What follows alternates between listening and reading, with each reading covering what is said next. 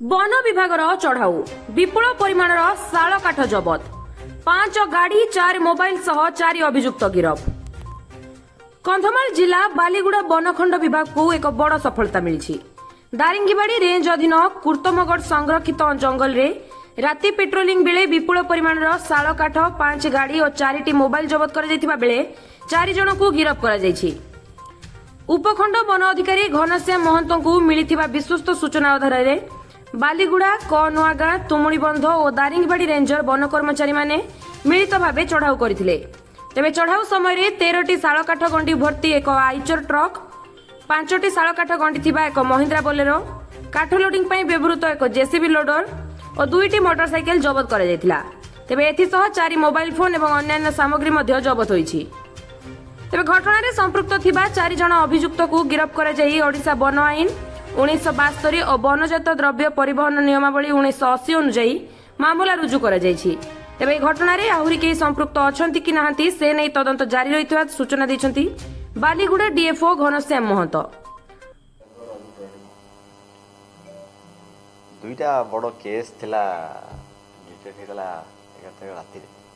तो से बाबद रे मु जणे चाहूली मीडिया को सेट डाकछि। दुईटा केस अछि गोटे केस अच्छी कि से दिन राति 11 दिन राति बेलघर रेंज स्टाफ आमर ड्यूटी करते तो से माने राति ड्यूटी करा बेलू बेलघर रिजर्व फरेस्ट भितर दीज लोक बंधुक लोक जाते शिकार कर दीज लोक से धरते राति प्राय 12:30 समय तो से मैंने सेठिकार दीज धरा पड़ते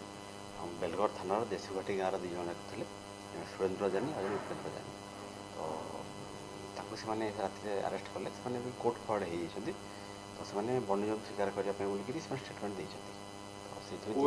पाखु झिरीपाणी अंचल देशघाटी बेलघर रिजर्व फरेस्ट धरा राति गोटे आदिन राति गोटे खबर था आम पाखे कि बाहर किसी काठ काटापी बोलिकी तो से आम प्राय सब आम स्टाफ मान रेडी करूँ 4टा रेंज स्टाफ से रात ड्यूटी करते बालीगुड़ा तुमुड़ीबंध कनुआगां दारिंगीबाड़ी रेंज स्टाफ जाते पिरीगढ़ भितर गोटे जगह आम गोटे कुर्तमगढ़ रिजर्व फरेस्ट अच्छी ता भितर से मैंने शाल गछ काटिक बड़ बड़ गंडी तैयारी बड़ ट्रक लोड करुले से मैंने आसते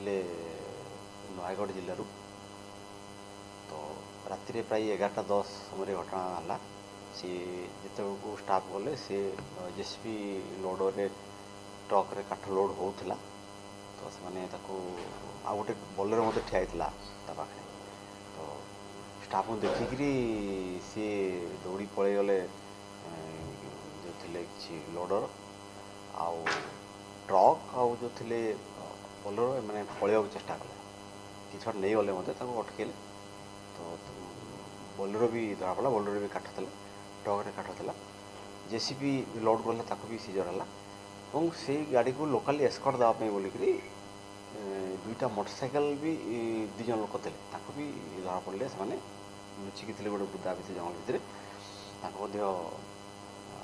अरेस्ट कर तो ये घटना 4 जन लोक अरेस्ट होती 2 जन लोक होती नयगढ़ जिलार आउ जो मैंने लोकाल एस्कॉर्ट कर लोकाल आमर से कोटगढ़ थाना